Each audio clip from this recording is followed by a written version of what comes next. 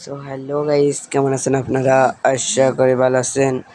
আপনাদের দোয়া ভালোবাসায় আমি অনেক ভালো আছি। বারবারের মতো আমরা লেগে গেলাম পিকে পিকে লাভার সঙ্গে সঙ্গে আমরা কিন্তু পেয়ে গেলাম একটা ইউএমপি এবং আমাদের সাথে একটা এনিমি লাগলো। তাকে নকডাউন করলাম। নকডাউন করার পরে তাকে ক্লিয়ার দিলাম। ক্লিয়ার দিয়ে একটু লুটপাতি করলাম। লুট করার সঙ্গে সঙ্গে দেখতে আরেকটা এনিমি ফায়ার দেওয়ার সঙ্গে সঙ্গে সে কিন্তু কভারে চলে গেল। তারপরে আমরা দেখতে ঘুরে যাওয়ার চেষ্টা করলাম। ঘুরে গিয়ে দেখি সে আবার ওখানে যাচ্ছে।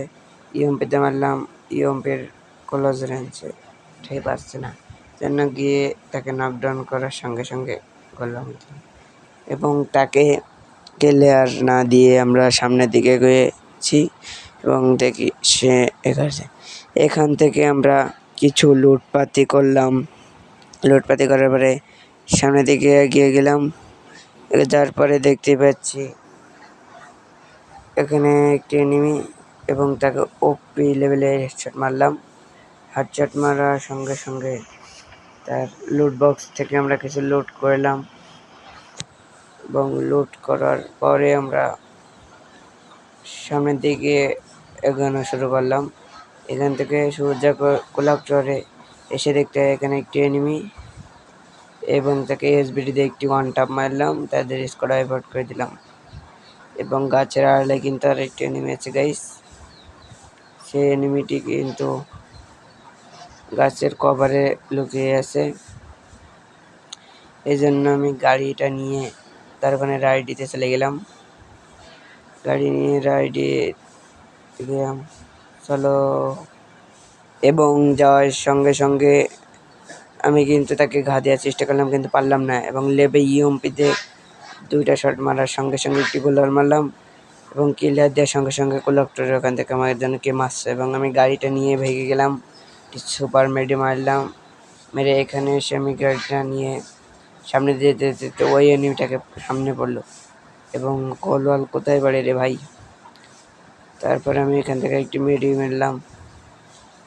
মেডি মারার পরে গাইস দেখা যাক এনিমিটা মারতে পারবো এবং সঙ্গে সঙ্গে এনিমিটাকে একটি হেডশট 75-এর মেটার স্কোয়াড আইভট করে দিলাম। দিয়ে এখান থেকে প্যাক করে আমরা কিছু লুট করে সোজা চলে যাই আমরা